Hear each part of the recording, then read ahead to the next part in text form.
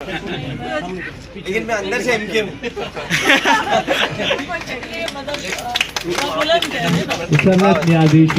मेरे कायद अल्ताफ हुसैनी है।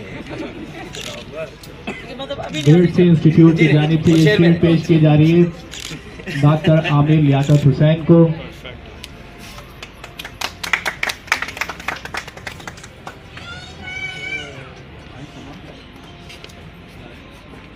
हमारा आपको तो चाहत होगा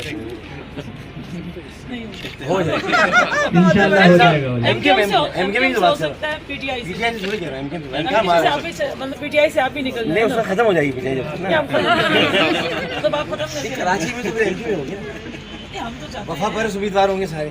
लेकिन आप इसका मतलब एमके होंगे मैं शुरू से एमके हूँ। तो आप भी छोड़ दीजिए। ये तो तबलीगी जमात थी।